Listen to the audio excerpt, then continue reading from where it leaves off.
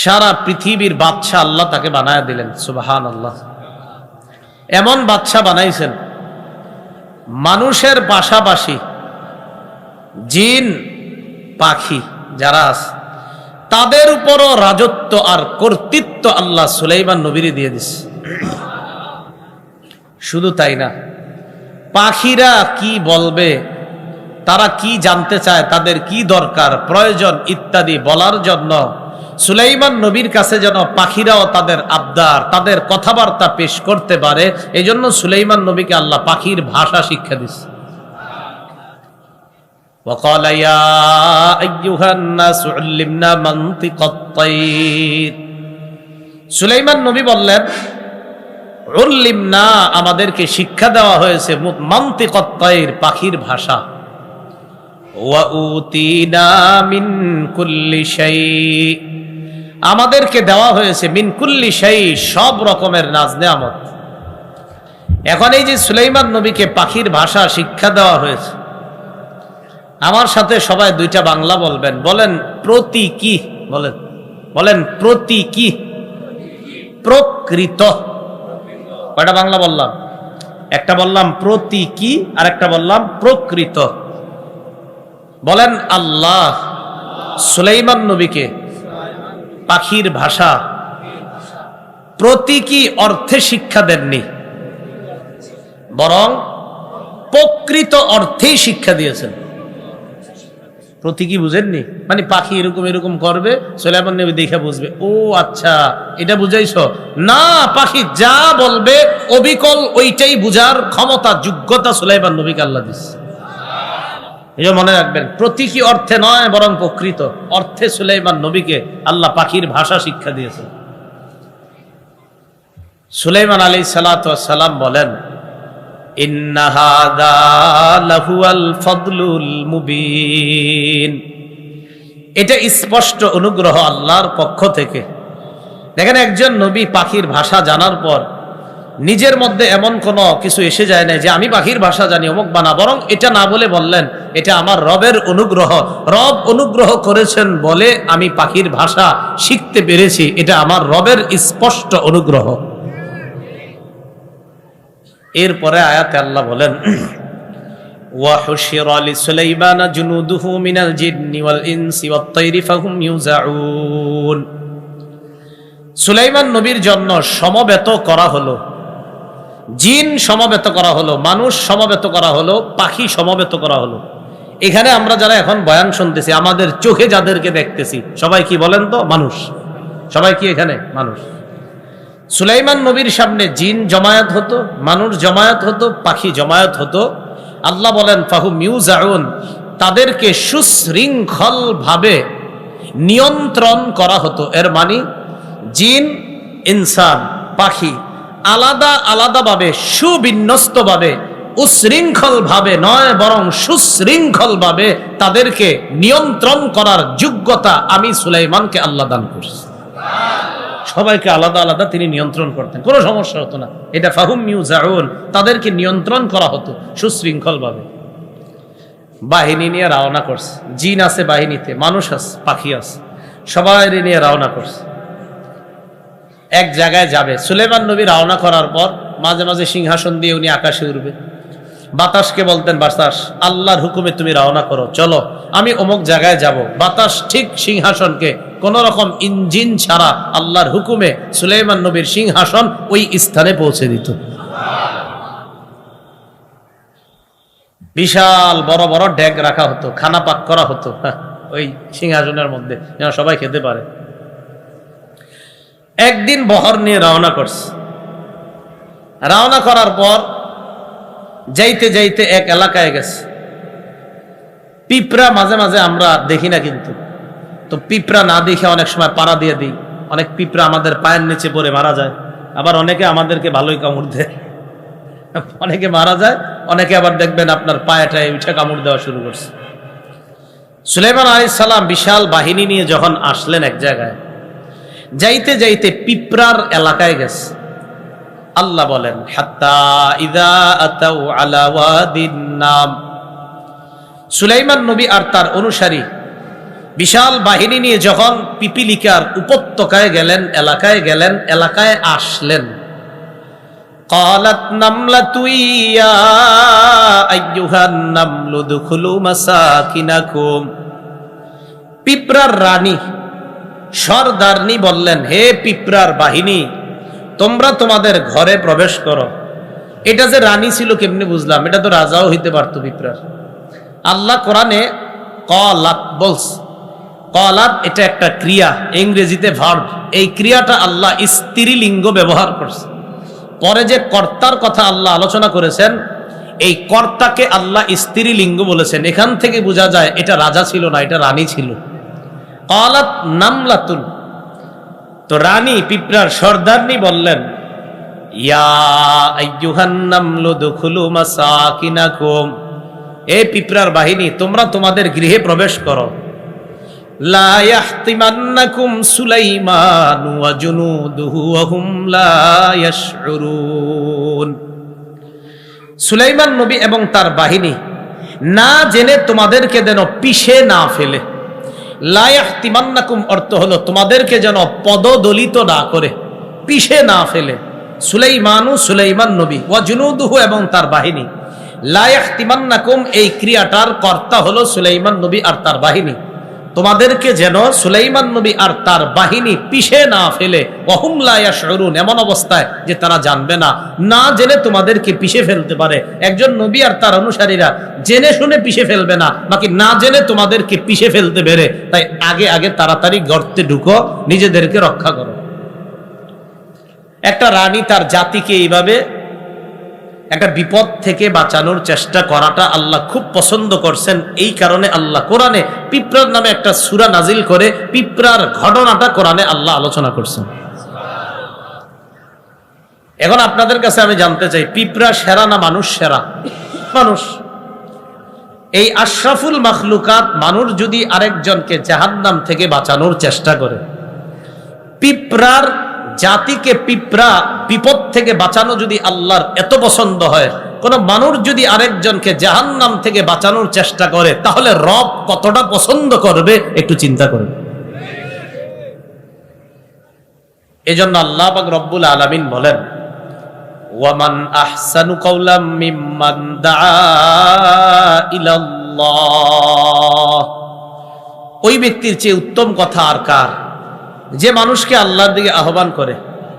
এই আয়াতের 1 নাম্বার উদ্দেশ্য মুহাম্মদ সাল্লাল্লাহু আলাইহি সাল্লাম, অর্থাৎ নবীর আহ্বানের চাইতে সেরা আহ্বান আর কারো আহ্বান হতে পারে না। আম্মাজান আয়েশা সিদ্দিকা রাদিয়াল্লাহু তাআলা আনহা বলেন, এই আয়াতের আরেকটা উদ্দেশ্য হলো আল মুআজ্জিনুনাস সুলাহা হিনা ইয়াকুল হাইয়া আলাস সালাহ হাইয়া আলাল ফালাহ। আম্মা জান আয়েশা সিদ্দিকা রাদিয়াল্লাহু তাআলা আনহা বলেন, মুয়াজ্জিন সাহেব যখন আজানে 5 বার বলে হাইয়া আলাস সালাহ হাইয়া আলাল ফালাহ, মানুষ কল্যাণের দিকে আসো, নামাজের দিকে আসো, আম্মাজান বলেন মুয়াজ্জিনের এই আহ্বানটা যে কল্যাণের দিকে আসো, নামাজের দিকে আসো, পৃথিবীর সবচেয়ে শ্রেষ্ঠ আহ্বানের অন্তর্ভুক্ত হয়ে যায়। নামাজে আসো, নামাজ পড়ো, জাহান্নাম থেকে বাঁচো। তাহলে বলেন তো, জাতিকে বিপদ থেকে বাঁচানোর ফিকির করা এটা কি আল্লাহর কাছে কম পছন্দ না অনেক বেশি? এই জন্য দাওয়াতের কাজ খুব বেশি করা। আল্লাহ আমাদের সকলকে যে যেই জায়গায় আছি দাওয়াতের কাজ করার তৌফিক দান করেন। শুক্রবার দিন খতিব সাহেবগণ মিম্বরে দাওয়াতের কাজ করে। আপনারা দাওয়াত ও তাবলীগের সাথী ভাইয়ারা দাওয়াতের কাজ করেন। বিভিন্ন ভাবে দাওয়াতের কাজ হচ্ছে। কেউ যদি তাবলীগের পদ্ধতি যেটা আপনার 5-7 জন একসাথে না করে আলাদাও করে, সেটাও দাওয়াত। কেউ যদি তার ভাইকে বলে, ভাই চলেন নামাজে চলেন, এটাও দাওয়াত। একটা ব্যক্তি টেলিভিশন দেখতেছে, তাকে যদি বলে, ভাই এই নোংরা জিনিসগুলা দেখেন না, চলেন, এটাও দাওয়াত। নিঃসন্দেহে আপনার এই কথাটা ওই ব্যক্তি মানতেও পারে, না মানতে পারে, তো আপনি তো চেষ্টা করছেন এই লোকটারে বাঁচানোর। এই বাঁচানোর চেষ্টা করাটা রব অনেক বেশি পছন্দ করে। মনে থাকবে না ইনশাল্লাহ? তো এটাই বললেন, পিঁপড়ার রানী বাহিনীকে কয়, ঘরে ঢুকো, সুলাইমান নবী আর তার অনুসারী তোমাদেরকে না জেনে যেন পিষে না ফেলে, তাই নিজেদেরকে রক্ষা করো। তো পিঁপড়া যে এই কথাটা বলছে সুলাইমান নবী বুঝে ফেলছে, সুবহানাল্লাহ। সুলাইমান নবী বুঝে ফেলার কারণে ফাতাবাসসামা দাহিকাম মিন কাওলিহা, পিঁপড়ার কথায় সুলাইমান নবী একটা মুস্কি হাসি দিলেন, সুবহানাল্লাহ। মুস্কি হাসি পারেননি আপনারা? হ্যাঁ, মুস্কি হাসি মানে রাসূল সাল্লাল্লাহু আলাইহি সাল্লাম বেশিরভাগ সময় মুস্কি হাসতেন। স্বপ্নে যদি একদিন দেখতেন যে মুস্কি হাসি কারে কয়, তো দেখতেন পৃথিবীর সেরা মুস্কি হাসি আমার নবীর মুস্কি হাসি।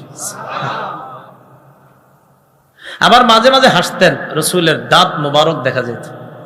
তো আমার নবী হাসলে যদি দাঁত দেখা যেত, সেটাও না জানি কেমন সুন্দর, আল্লাহ ভালো জানে। জারির ইবনে আব্দুল্লাহ রাদিয়াল্লাহু তাআলা আনহু, রাসূল সাল্লাল্লাহু আলাইহি সাল্লাম একজন সাহাবী, বুখারীর বর্ণনা, তিনি বলেন নবীজি জীবনে আমার দিকে যতবার তাকাইছে ততবার একটা হাসি দিছে।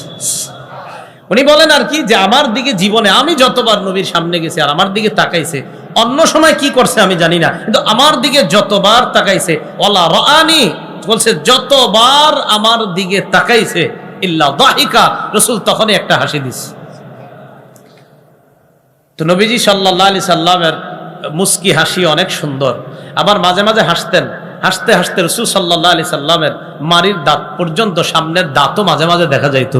তো আমি মাঝে মাঝে বলি, নবীর মুস্কি হাসিটাও পৃথিবীর সেরা মুস্কি হাসি, রাসূলের হাসিতে যদি দাঁত দেখা যায় সেটাও পৃথিবীর শ্রেষ্ঠ হাসি।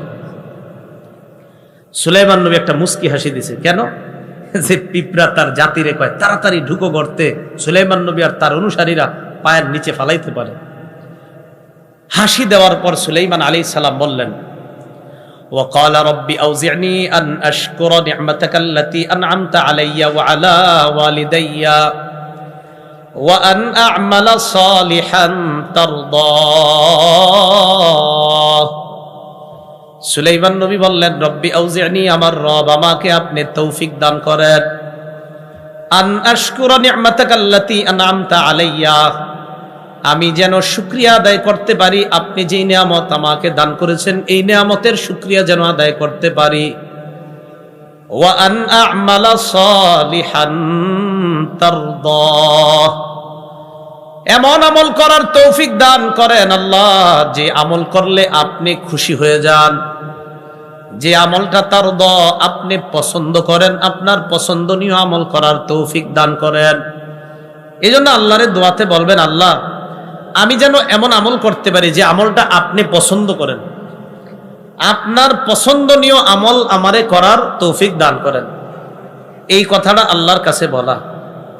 এখন কথা হলো, সুলাইমান নবী আল্লাহর কাছে এই দোয়া কেন করলেন, যে আল্লাহ আপনি যে নিয়ামত দিছেন এই নিয়ামতের শুকরিয়া আদায় করার তৌফিক দান করেন। এখানে নিয়ামতটা কি? মাবুদ, আমি যে আজকে এই পিঁপড়ার ভাষাটা বুঝলাম, এটা অনেক বড় নিয়ামত আপনার, আপনি এই নিয়ামতটা আমারে দান করছেন আল্লাহ, এই জন্য আজকে পিঁপড়ার এই ভাষাটা আমি বুঝতে পারছি। মাওলা, মাবুদ গো, আমারে যে এই নিয়ামতটা দিছেন আমি যেন আরো বেশি বেশি আপনার শুকরিয়া আদায় করতে পারি, আপনি আমারে তৌফিক দান করেন।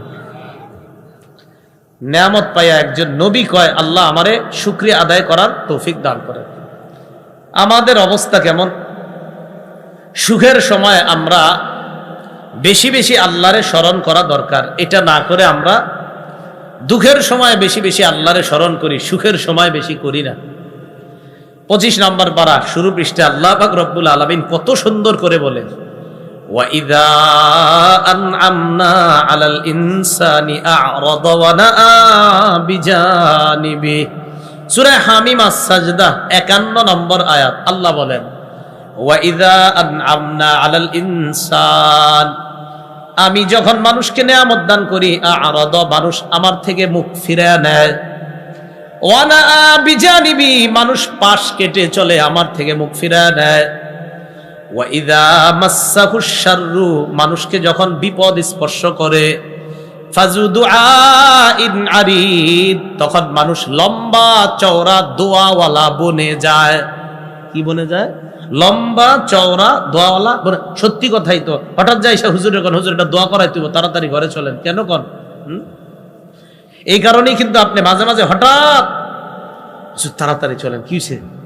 আপনার আব্বা এতদিন নামাজ পড়তো না, এখন আপনার মনে পড়ছে এনার জন্য একটু দোয়া করা দরকার। আল্লাহ কয় মানুষ এমন, ওরে নিয়ামত দিলে ও আমার থেকে পাশ কাটায় চলে, আমারে পাশ ফিরে চলে, আমার থেকে মুখ ফিরে নেয়, বিপদ স্পর্শ করে আমার কাছে লম্বা চওড়া দোয়া করে, আল্লাহ এটা করেন এটা করেন।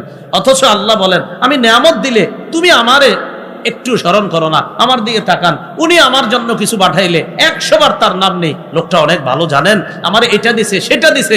আমার রব বলতেছে একটা মানুষ তোমারে কিছু দিলে এত প্রশংসা করো, এই সুন্দর দুইটা চোখ যে দিলাম একবারও কি আমারে তোমার মনে পড়ে নাই? একটু চোখের দিকে তাকান, একটা চোখ যার নাই তো চিন্তা করেন যে রব যে এত সুন্দর দুইটা নিয়ামত দিল আমারে দেখার মতো।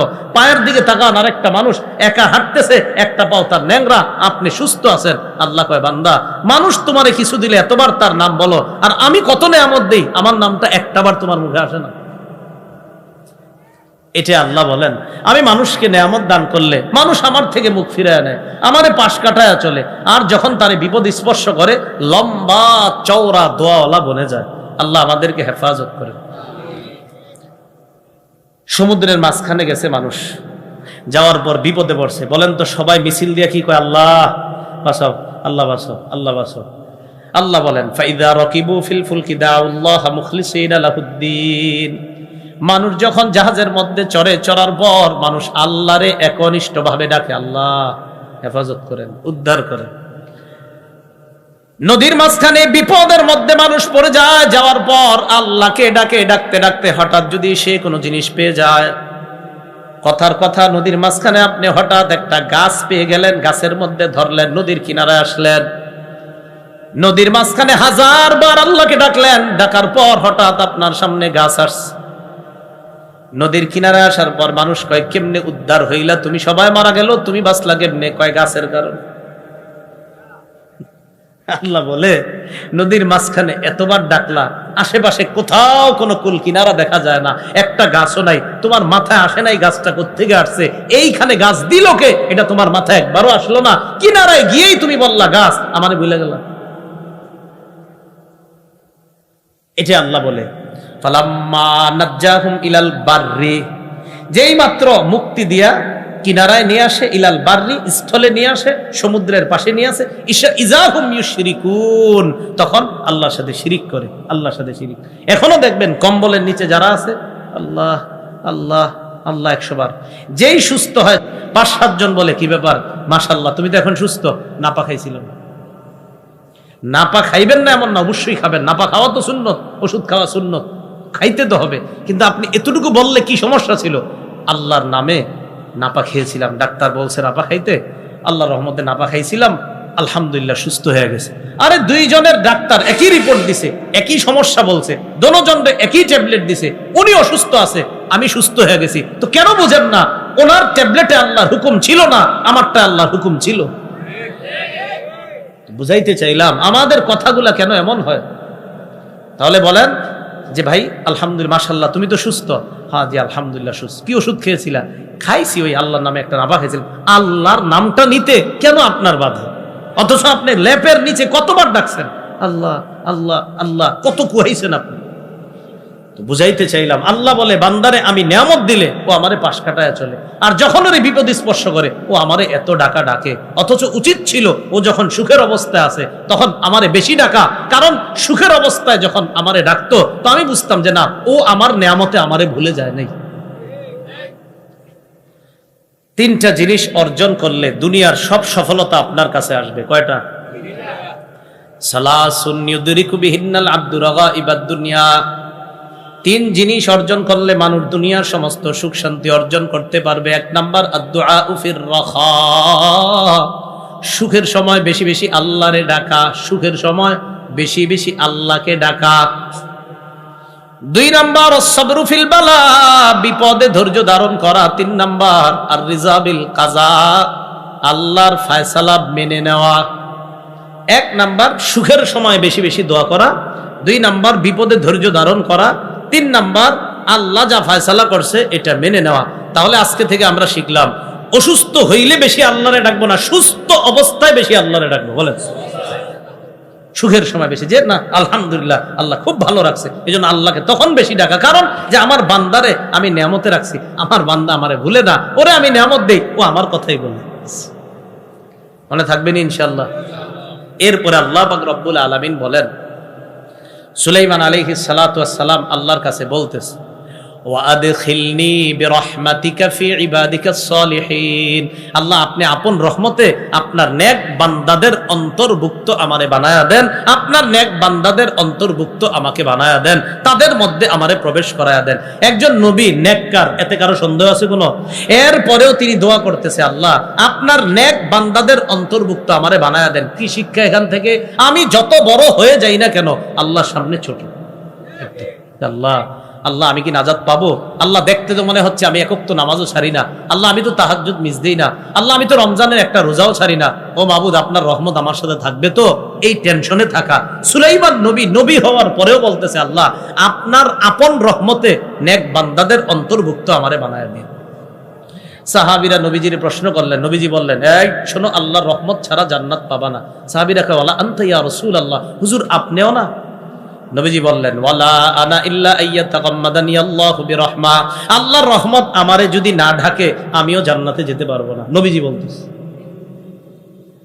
তাহলে বলেন তো, আমি যত বড় হয়ে যাই না কেন, যাই হোক, আমার উপাধি 100টা থাকুক, আমার রহমত প্রয়োজন। কার রহমত? এটাই সুলাইমান নবী আমাদেরকে শিখিয়ে দিলেন। এখন বহর নিয়ে চলতেছে, সামনে যাইতেছে, যাইতে যাইতে এক জায়গায় গিয়া পানির দরকার সুলাইমান নবীর। পানি নাই। কোথায়? পাখি কোথায়? যার দায়িত্বে পানি খোঁজা একটা পাখি, ওর নাম হুদহুদ। ওর দায়িত্ব ছিল কোথাও গেলে পানি তালাশ করা। আল্লাহ ওরে এমন যোগ্যতা দিছে, উপরের জিনিস বেশি ভালো দেখতো না, মাটির নিচে কি আছে সেটা আল্লাহ তারে খুব সুন্দরভাবে দেখার তৌফিক দিয়েছিল। এটাই আল্লাহর কুদরত।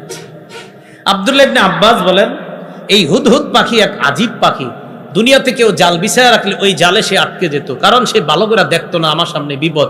কিন্তু মাটি এইভাবে দেওয়া, মাটি দেওয়া, মাটির নিচে 1.5 হাত পরিমাণ নিচে যদি কেঁচু আছে না, ওই যে, আরে কেঁচু চিনেননি, যাই হোক, ওই যে যেগুলো এরকম সাপের মতো, এইগুলা সে 1.5 হাত নিচে থাকলো উপর থেকে বলেই তো পারতো। আল্লাহ তাকে এই ক্ষমতাটা দান করছে। তো সুলাইমান আলাইহিস সালামের পানির দরকার। কোথায়? হুদহুদ কোথায়? وَتَفَقَّدَ الطَّيْرَ فَقَالَ مَا لِيَ لَا أَرَى الْهُدْهُدَ أَمْ كَانَ مِنَ الْغَائِبِينَ। পাখিদেরকে তল্লাশি চালাইলেন। সুলাইমান নবী বললেন, মা লিয়া লা আরাল হুদহুদা আম কানা মিনাল গায়িবিন, কি ব্যাপার, আমি হুদহুদ পাখিকে দেখছি না কেন? নাকি সে অনুপস্থিতদের অন্তর্ভুক্ত, পালিয়েছে কিনা, অনুপস্থিত কিনা? সুলাইমান নবী জানিয়ে দিলেন, পাখিকে যেখানে দেখবা তোমরা জানায়া দিবা, লা উআযিবান্নাহু আযাবান শাদীদা আও লা আযবাহান্নাহু আও লা ইয়াতিয়ান্নি বিসুলতানিম মুবিন। পাখিকে বলবা আমি তাকে কঠিন শাস্তি দিব, আও লা আযবাহান্না, অথবা আমি তারে জবাই করব। তাকে জানায়া দিবা আমি তারে শাস্তি দিব অথবা জবাই করব, এই দুইটার একটা করব। হ্যাঁ, আরেকটা সুযোগ আছে তার, সে যদি কোনো নির্দিষ্ট প্রমাণ পেশ করতে পারে, কোনো অপরাধ করে নাই, যদি এরকম নিরপরাধ নিজের প্রমাণ করতে পারে, বাকি নির্দিষ্ট প্রমাণ দিয়ে প্রমাণ করতে যদি পারে, সে যদি আমার কাছে আনতে পারে কোনো স্পষ্ট প্রমাণ, যেই প্রমাণে গবেষণায় প্রমাণিত হয় যদি না আসলে সে অপরাধী না, তাহলে তারে ক্ষমা করব। অন্যথায় যদি অপরাধী সাব্যস্ত হয় আমি তাকে জবাই করব অথবা কঠিন শাস্তি দিব, এটা জানায় দিব। হুদহুদ এক এলাকায় গিয়া আপনার জালে আটকায় গেছিল। সেখান থেকে কোনো মতে ওই এলাকায় ঘুইরা টুইরা কিছু আজীব দৃশ্য দেখে আসছে। উপরে পাখিদের সাথে সাক্ষাৎ, অন্যান্য দোস্তদের সাথে সাক্ষাৎ। এরা বলতেছে, খবর আছে কি হইছে? সুলাইমান নবী বলছে তোমারে জবাই করবে অথবা তোমারে কঠিন শাস্তি দিবে। ওই পাখি বলতেছে, ইবনে কাসিরে সুন্দর কথা আসছে, কয় ইস্তেসনা করছেন। ইস্তেসনা মানে হলো, কয় জবাই করবে অথবা আমারে শাস্তি দিবে, এটাই ফাইনাল না আরো কিছু আছে? হ্যাঁ, আরেকটা আছে। কয় কি? একটা চান্স আছে তোমার। কি চান্স? তুমি যদি অপরাধ করো নাই বলে স্পষ্ট কোনো প্রমাণ পেশ করতে পারো তাহলে তোমারে শাস্তি দিবে না। হুদহুদ কয় তাহলে আর চিন্তার কোনো কারণ নাই, তোমরা টেনশন করো না। শুধু সুলাইমান আলাইহিস সালামের কাছে গেছে, আছে লম্বা আলোচনা। এখানে আনফির পাখিরও কথা আছে একটা, ওইদিকে যাচ্ছি না আমি। কি হলো, বৃষ্টি? আচ্ছা না, হ্যাঁ। সুলাইমান আলাইহিস সালাতু ওয়াস সালামের কাছে পাখি আসছে। আসার পর বললেন, কি ঘটনা, কি কোথায় ছিলা? এখন পাখি আইসা সুলাইমান আলাইহিস সালাতু ওয়াস সালামকে বলতেছে, ফামাকাসা গায়রা বাঈদিন ফাকালা আহাত্তু বিমা লাম তুহিত বিহি ওয়া জিতুকা মিন সাবাইম বিনাবাই ইয়াকিন। পাখি সুলাইমান নবীর কাছে আসে, আসার পর বলে, পয়গম্বর, ফামাকাসা গায়রা বাঈদ, পাখি বেশি সময় অবস্থান করে নাই, না করে তাড়াতাড়ি নবীর কাছে চলে আসছে। আসার পর কয়, আহাত্তু বিমা লাম তুহিত বিহি, আমি এমন বিষয়ে জেনে এসেছি যেই বিষয় আপনার জানা নাই। সুলাইমান নবী কয়, সর্বনাশ, কি কয়? আমি এমন জ্ঞান অর্জন করছি যেটা আপনিও জানেন না। বলো বলো। ওয়াজিতুকা মিন সাবাইম বিনাবাই ইয়াকিন, আমি সাবা এলাকা থেকে একটা নিশ্চিত সংবাদ আপনার কাছে নিয়ে আসছি। সাবা কোথায়? ইয়ামানের একটা এলাকা, যে এলাকায় কিছু মানুষ বসবাস করত, ওই মানুষগুলারে বলা হতো সাবা, এলাকারে সাবা বলা হতো না। তারা ওই এলাকায় বসবাস করার কারণে ওই এলাকার নামকরণ করা হয়েছে সাবা। আবার বলছি, ইয়ামানের কোনো এলাকার নাম সাবা ছিল না। একদল মানুষ সেখানে বসবাস করত, তাদের নাম ছিল সাবা, ওই গোষ্ঠীর নাম ছিল সাবা। তো তারা ওখানে বসবাস করার কারণে এখন ওই এলাকার নাম হয়ে গেছে সাবা। আরে বুঝছেন নি? আচ্ছা। তো পাখি বলতেছে, আমি নিশ্চিত সংবাদ নিয়ে আসছি আপনার কাছে।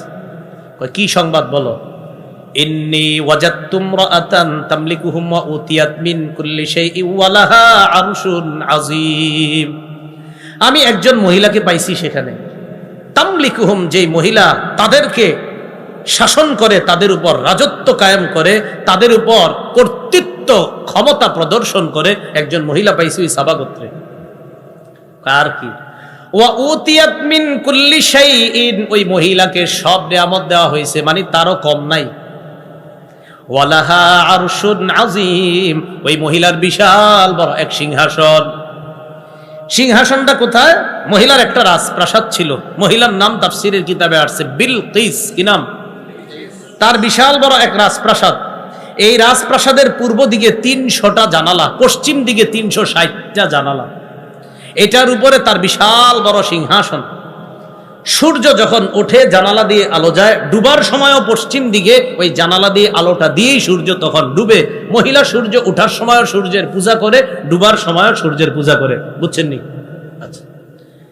পাখি বলতেছে, মহিলারে পাইলাম, তার বিশাল বড় এক সিংহাসন। আর জানেন, ভয়ঙ্কর একটা অপরাধ দেখছি তাদের। কয় কি? ওয়াজাদতুহা ওয়া কওমাহা ইয়াসজুদুনা লিশ-শামসি মিন দুনিল্লাহ, আমি দেখলাম ওই মহিলা আর তার সম্প্রদায় আল্লাহ ছাড়া সূর্যকে সেজদা দেয়। নাউজুবিল্লাহ। কারে সেজদা দেয়? আমরা কারে সেজদা দেই? এ দিল থেকে বলেন কারে?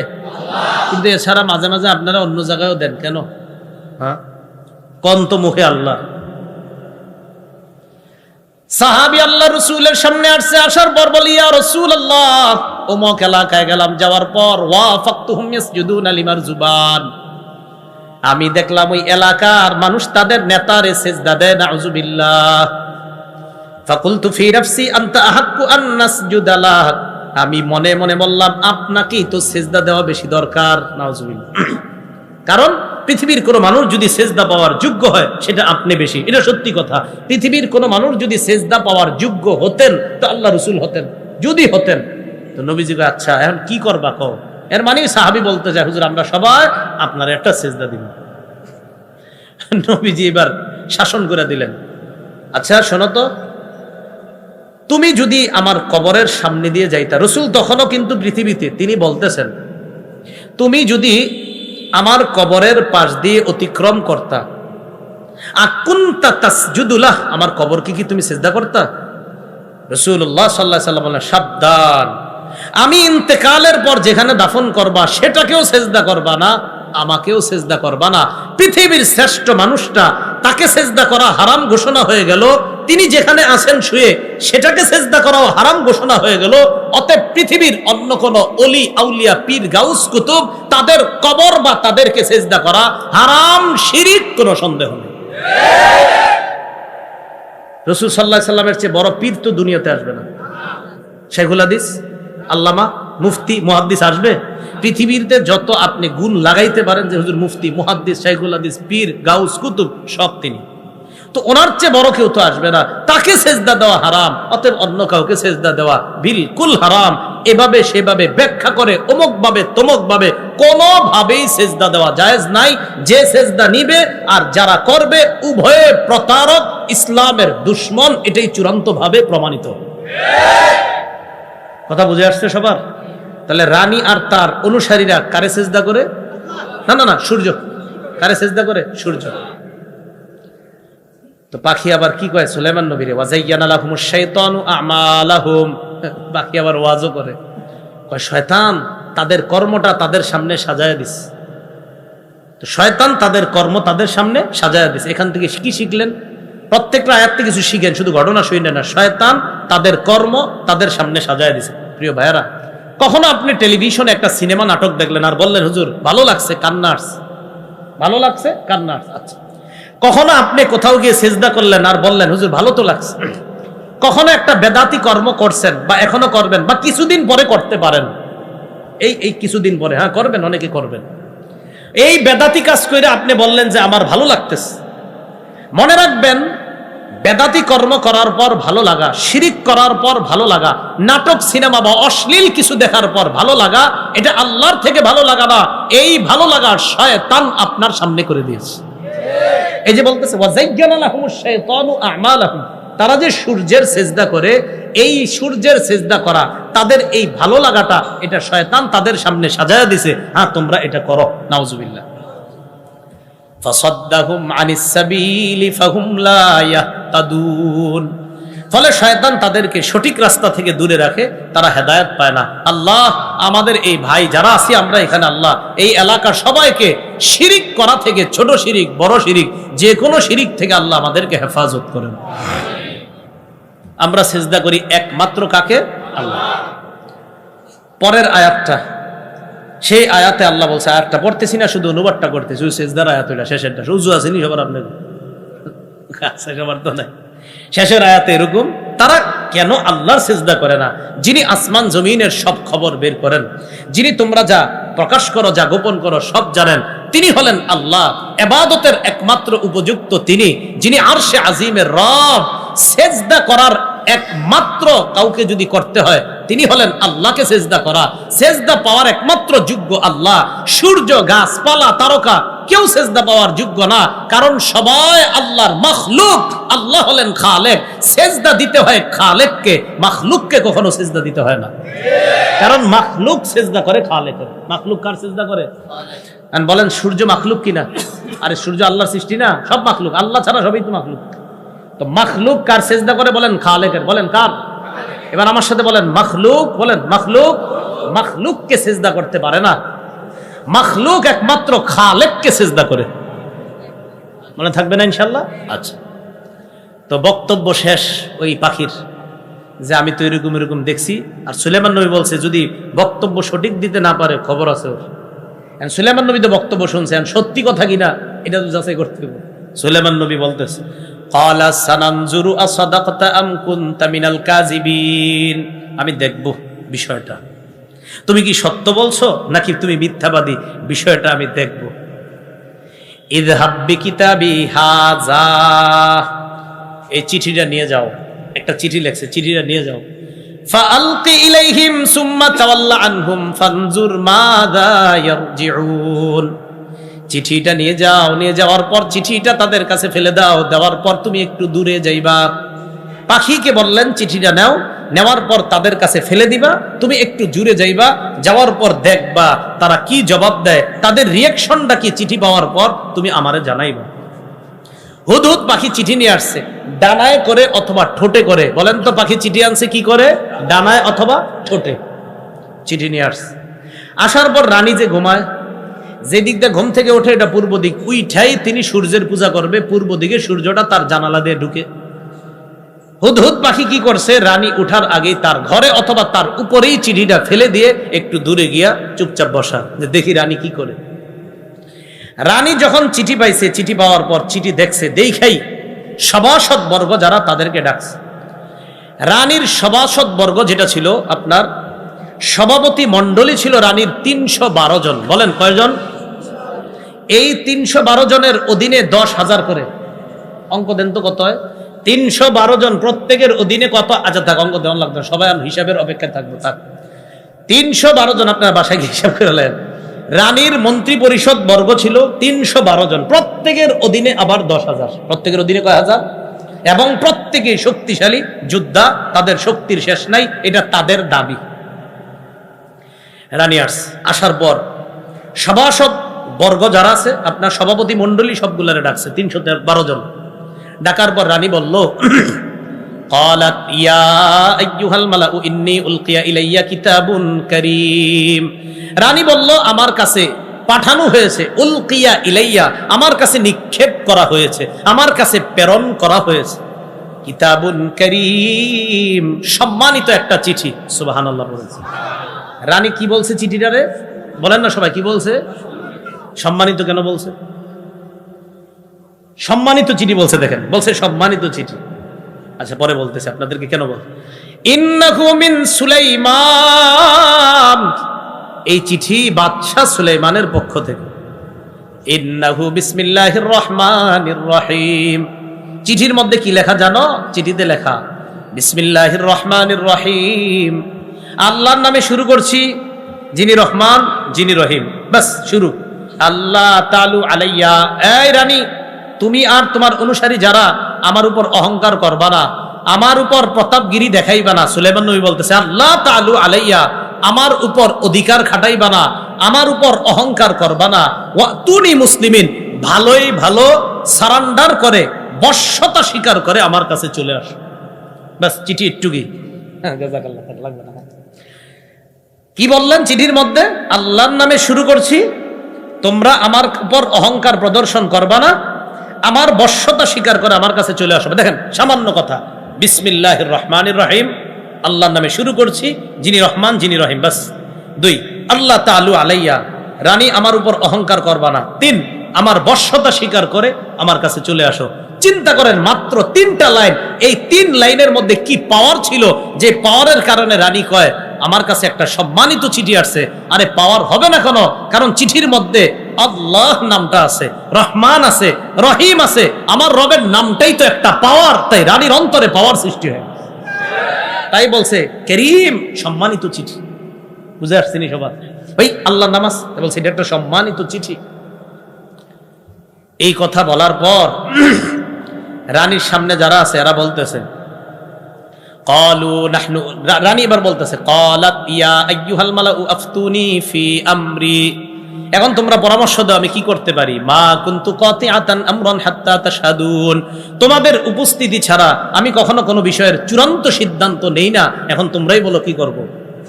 সামনে যারা আছে এরা কি কয়, ক্বালু নাহনু উলু কুওয়াতি ওয়া উলু বাসিন শাদীদ, আপনি টেনশন করেন না, আমরা শক্তিশালী, আমরা কঠোর যোদ্ধা, শক্তিশালী যোদ্ধা।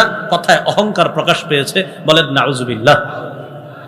বাকি তারা আরেকটু ভালো কথা বলছে, বলছে ওয়াল আমরু ইলাইকি, ব্যাপারটা আপনার হাতে ছেড়ে দিলাম, ফানজুরি, আপনি চিন্তা করে দেখেন, মাজা তা'মুরিন, আপনি আমাদেরকে কি আদেশ করবেন, আপনি চিন্তা করে দেখেন, আপনি যা বলবেন আমরা সেটাই শুনব। রানী কয়, শক্তিশালী আর ক্ষমতার কথা বলছো না, এগুলা সব জায়গায় চলে না। দেখেন কি কয়, قالت إن الملوك إذا دخلوا قرية أفسدوها وجعلوا أعزة أهلها أذلة وكذلك يفعلون। রানী কয়, রাজা বাদশারা যখন কোন এলাকায় প্রবেশ করে, ওই এলাকা নষ্ট করে দেয়, ওই এলাকার সম্মানিত যারা তাদেরকে অপদস্থ করে ছাড়ে। সুলাইমান নবী যদি আসে এটাই করবে, আমগরে অপদস্থ করে ছাড়বে। তারপরেও আমি একটু পরীক্ষা করি। রানী কয়, আমি দেখবো সুলাইমান নবী কি দুনিয়াদার বাদশা না দিনদার বাদশা, একটু পরীক্ষা করব। পরীক্ষা করার পর সিদ্ধান্ত নিব, যুদ্ধ করব না বশ্যতা স্বীকার করে তার কাছে চলে আসব। এইটা সিদ্ধান্ত নিব কখন, আমি তার কাছে কিছু উপঢৌকন পাঠাবো, দেখি কি হয়।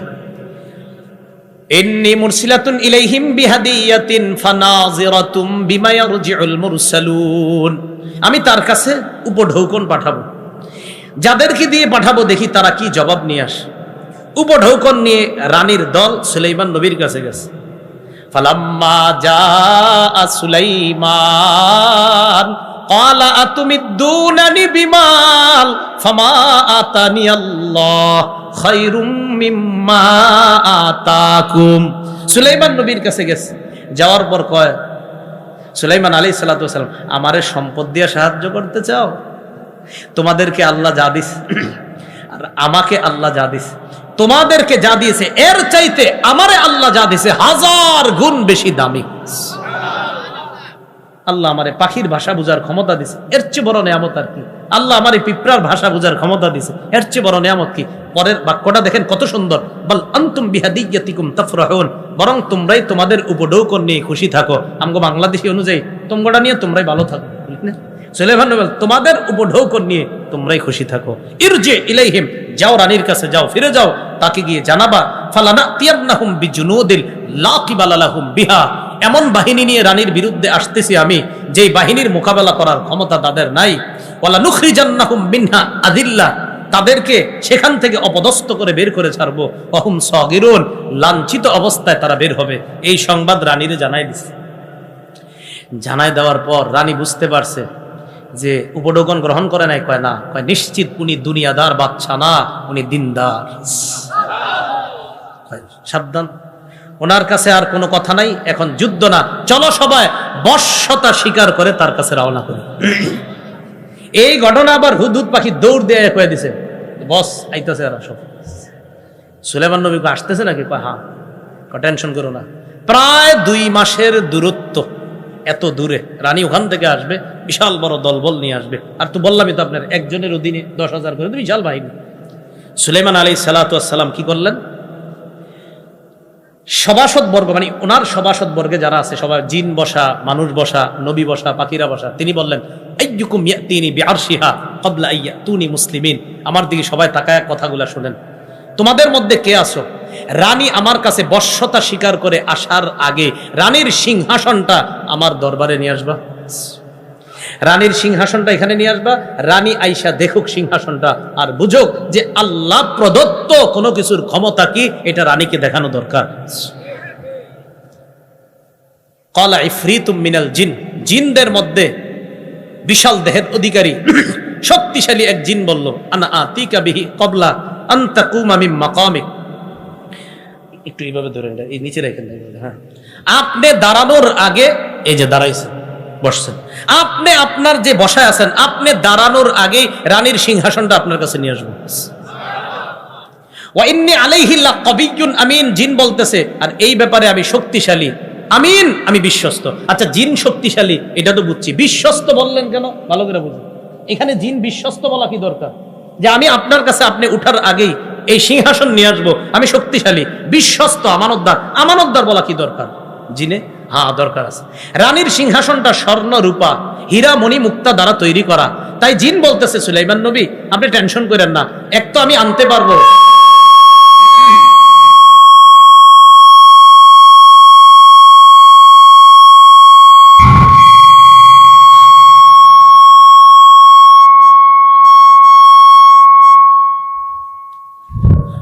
আচ্ছা শোনা,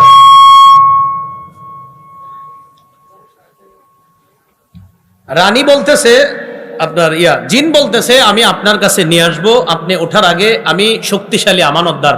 আমানতদার কেন বলছে? আমানতদার এই কারণে বলছে, ও নবী সুলাইমান, রানীর সিংহাসনটা স্বর্ণ রূপা আরো অনেক দামি জিনিস দ্বারা তৈরি, বিশ্বাস করেন আমি একটাও এদিক সেদিক করব না, যেমন সিংহাসন তেমনই নিয়ে আসবো, তাই বলছে আমি আমানতদার।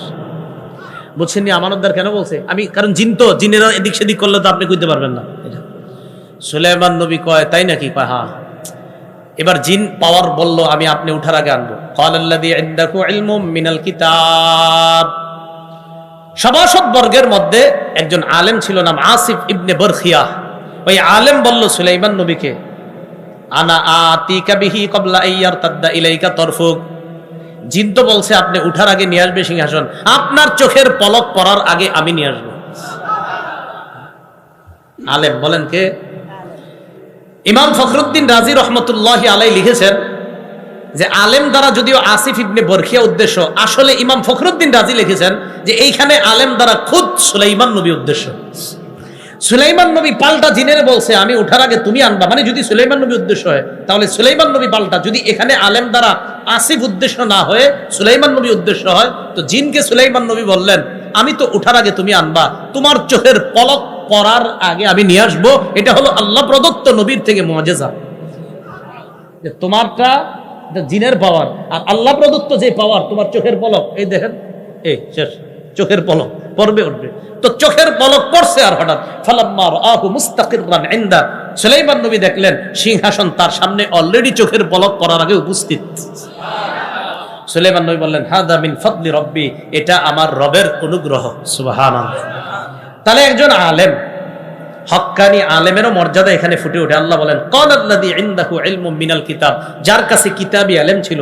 এই জায়গায় অবশ্যই কিতাবী ইলম দ্বারা উদ্দেশ্য আল্লাহর নাজিলকৃত তাওরাত কিতাবের জ্ঞান। বুঝছেন কি বলছি? আল্লাহর নাজিলকৃত, বারবার আল্লাহ যেই তাওরাত নাজিল করেছে, কারণ তাওরাত বিকৃত করে ফেলছে ইহুদিরা।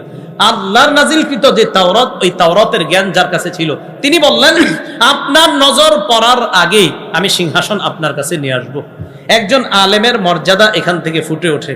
সুলাইমান নবী তার সিংহাসন নিয়ে আসছে, আনার পর রানীকে এরপর আনছে, লম্বা আলোচনা শেষে রানীকে ওখানে আনার পর রানীর যেই অবস্থা হয়েছে, সিংহাসনটা আইসা যখন দেখছে, আরো কিছু ঘটনা দেখার পর রানী বুঝতে পারছে সুলাইমান নবী যেই রবের দাওয়াত দেয়, যেই রবের পক্ষ থেকে তিনি একজন রসুল, সেই রব সত্য। রানী আগেও বুঝতে পারছে আসলে যে সত্য বলতে কিছু আছে, কিন্তু পারিপার্শ্বিক অবস্থার কারণে অন্যরা সেজদা করত, রানীও সেজদা করত। মুফাসসিরিনে কেরাম লেখছে এই জন্য এলাকার অবস্থা, পরিবেশ যদি খারাপ হয় একটা ভালো মানুষও খারাপ হয়ে যায়। এই জন্য পরিবেশ সুন্দর করা, পরিবেশ সুন্দর করার জন্য কোরআন হাদিসের ব্যাপক প্রচারণার কোনো বিকল্প নাই। এই জন্য কোরআন সুন্নাহর ব্যাপক প্রচার করতে হবে। সুলাইমান নবীর সামনে আইসা সিংহাসন দেখছে, আরো অনেকগুলা ঘটনা ঘটছে। রানী সেখানে বলল আসলামতু মা সুলাইমান লিল্লাহি রাব্বিল আলামিন, আমি এই মুহূর্তে আল্লাহর সামনে আত্মসমর্পণ করলাম, যিনি বিশ্ব জগতের রব। সুলাইমান নবীর সাথে আমিও এই মুহূর্তে মুসলমান হয়ে গেলাম। রানী সর্বশেষ আসছে, ইসলাম স্বীকার করেছে, আল্লাহর কাছে আত্মসমর্পণ করেছে। এখান থেকে আমরা যে কয়েকটা বিষয় জানলাম, এক, এলেম দেয় কে? তাই শুকরিয়া আদায় করব কার? নেয়ামত দেয় কে? তাই নেয়ামতে বেশি স্মরণ করব কাকে? দুঃখের সময় আল্লাহরে বেশি ডাকবো না সুখের সময় বেশি ডাকবো? মনে আছে না ওই যে কথাগুলো? সুখের সময় বেশি ডাকবো। তৃতীয় যে বিষয়টা, এলমে দ্বীনের মর্যাদা ফুটে ওঠে, এলেমের অনেক মর্যাদা। এই জন্য আমরা আমাদের সন্তানগুলারে আলেম বানানোর চেষ্টা করব। চতুর্থ আরেকটা শিক্ষা এখান থেকে নিয়েছিলাম, নবীরা কখনো কাউকে সম্পদের উত্তরাধিকার বানায় না, এলেমের উত্তরাধিকার বানায়। তা আমাদের সন্তানগুলা নবীদের ওই এলেমের উত্তরাধিকার হবে, এটা আমরা সবাই চাই না ইনশাআল্লাহ। আল্লাহ, আমি দাউদ আলাইহিস সালাতু ওয়াস সালাম এবং সুলাইমান আলাইহিস সালাতু ওয়াস সালামকে জ্ঞান দান করলাম, প্রজ্ঞা দান করলাম, এলেম দান করলাম। এলেম দেওয়ার পর তারা শুকরিয়া আদায় করছে, তারা আলহামদুলিল্লাহ পড়ছে। وقال الحمد لله الذي فضلنا على كثير من عباده المؤمنين। তারা এলেম পাওয়ার পর বলছে সমস্ত প্রশংসা আল্লাহর, যিনি তার অধিকাংশ বান্দাদের উপর আমাদেরকে শ্রেষ্ঠত্ব দান করেছেন। সমস্ত প্রশংসা ওই আল্লাহর। এখান থেকে বোঝা যায় এলেম অর্জন করার পর এলেম যদি আল্লাহ কাউকে দান করে, তার বেশি বেশি শুকরিয়া আদায় করা দরকার, বেশি বেশি আলহামদুলিল্লাহ বলা দরকার। আল্লাহর অনুগ্রহ না থাকলে এই বিদ্যা তিনি অর্জন করতে পারতেন না। তো এই জন্য যাকে আল্লাহ এলেম দান করে তার বেশি থেকে বেশি পরিমাণে শুকরিয়া আদায় করা দরকার। আমরা এই জীবনে যা কিছু জেনেছি সব আল্লাহর অনুগ্রহের জন্য বলি আলহামদুলিল্লাহ। এরপর আল্লাহ বলেন ওয়ারিসা সুলাইমানু দাউদ ওয়া ক্বালা ইয়া আইয়ুহান নাসু উল্লিমনা মানতিকাত তাইর। সুলাইমান আলাইহিস সালাতু ওয়াস সালাম দাউদ আলাইহিস সালাতু ওয়াস সালামের উত্তরাধিকার হলেন। এখানে একটা কথা মনে রাখা, নবীগণ কাউকে সম্পদের উত্তরাধিকার বানান না।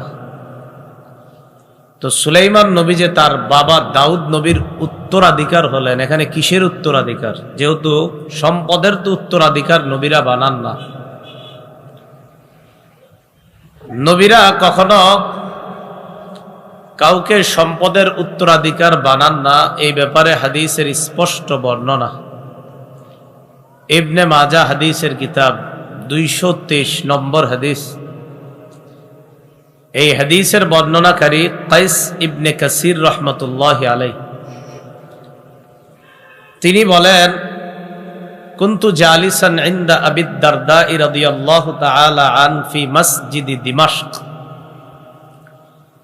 আমি দামেস্কের মসজিদে রাসূলের সাহাবী আবু দারদা রাদিয়াল্লাহু তাআলা আনহুর কাছে ছিলাম। আতাহু রাজুলুম মিনাল মাদিনা মিন মাদিনাতির রাসূল সাল্লাল্লাহু আলাইহি ওয়াসাল্লাম। এক ব্যক্তি মদিনা থেকে দামেস্কে আসলেন নবীর সাহাবীর কাছে। মদিনা থেকে দামেস্কের দূরত্ব প্রায় বর্তমান হিসাব অনুযায়ী 1200 কিলোমিটারের উপর। সাহাবী আবু দারদা রাদিয়াল্লাহু তাআলা আনহু যখন দেখলেন এক ব্যক্তি তার কাছে আসছে, প্রশ্ন করলেন, তুমি কেন আসছো আমার কাছে? তো বলতেছে, হাদিসুন বালাগানি আন্নাকা তুহাদ্দিসুহু আর রাসূলিল্লাহি সাল্লাল্লাহু আলাইহি সাল্লাম। আমার কাছে এই সংবাদ পৌঁছে, একটা হাদিস আপনি আল্লাহ রাসূলের থেকে বর্ণনা করেছেন, এই সংবাদ আমার কাছে আসছে। আমি শুধু এতটুকু যাচাই করার জন্য আসছি যে আসলে আপনি এই হাদিসটা আল্লাহ নবীর কাছ থেকে বর্ণনা করছেন কিনা, শুধু এতটুকু জানতে আসছি। এটা যে আল্লাহ নবীর হাদিস এটা আমিও জেনেছি, বাকি শুনেছি হাদিসটা নাকি আপনি বর্ণনা করছেন। তো আমি শুধু যাচাই করতে আসছি আসলে হাদিসটা আপনি বর্ণনা করছেন কিনা। আবু দারদা রাদিয়াল্লাহু তাআলা আনহু অবাক হয়ে বললেন, আমা কাদিমতা লিতিজারা, তুমি কি কোনো ব্যবসার উদ্দেশ্যে আসো নাই? কয় না। ওয়ালা জাআ বিকা গায়রু, এই হাদিস ছাড়া অন্য কোনো কারণে কি তুমি আসো নাই? কয় না, এই জন্যই আসছি। হাদিস এটা নবীর হাদিস, এটা জানি আমি, আর হাদিসের বর্ণনাকারী আপনি, এটা আমি শোনার পর আপনার কাছে যাচাই করার জন্য আসলাম আসলে এই হাদিসটা আপনি বর্ণনা করছেন কিনা, বাস এতটুকুই। একটা হাদিস যাচাই করতে প্রায় 1200 কিলোমিটারের উপরে সফর করে আসছে, শুধু এতটুকু যাচাই করতে যে আসলে এই হাদিসটা আপনি বলছেন কিনা। সাহাবী আবু দারদা কয়, কোন হাদিসটা বলো? তো বলতেছে, রাসূলুল্লাহ সাল্লাল্লাহু আলাইহি সাল্লাম বলেছেন, মান সালাকা তরিকান ইয়ালতামিসু ফীহি ইলমা সাখালাল্লাহু লাহু বিহি তরিকান ইলাল জান্নাহ। কেউ যদি ইলম অর্জন করার জন্য রাস্তা অবলম্বন করে, পথ অবলম্বন করে ইলম শিখবে, আপনার সন্তানটা মাদ্রাসায় ভর্তি করানোর জন্য ঘর থেকে বের করে মাদ্রাসার উদ্দেশ্যে রওনা করছেন, বাস রাস্তা ধরছে খালি। নবীজি বলেন, এই ব্যক্তিকে আল্লাহ জান্নাতে যাওয়ার রাস্তা সহজ করে দেয়। এই হাদিসটা একটু বড়। রাসূলুল্লাহ সাল্লাল্লাহু আলাইহি সাল্লাম বলেন, যারা তালিবুল ইলম, ইলম অন্বেষণ করে, তাদের জন্য ফেরেশতারা এত খুশি হয়, ইন্নাল মালাইকাতা লাতাদউ আজনিহাতাহা রিদান লিতালিবিল ইলম। ইলম অন্বেষণকারীর প্রতি খুশি হয়ে ফেরেশতারা তাদের ডানাগুলা বিছিয়ে দেয়। ও ছাত্র, তুমি আমার ডানার উপর দিয়ে হেঁটে যাও মাদ্রাসায়, মাদ্রাসা থেকে বাড়িতে আমার ডানার উপর দিয়ে হেঁটে যাও। ফেরেশতাগণ তাদের ডানা সমূহ বিছিয়ে দেয়, ছাত্ররা যেন ওই ডানার উপর দিয়ে হেঁটে যায়। রাসূলুল্লাহ সাল্লাল্লাহু আলাইহি সাল্লাম এরপর বলেন, ইন্নাল উলামা ওয়ারাসাতুল আম্বিয়া। আলেমগণ হলেন নবীদের ওয়ারিস।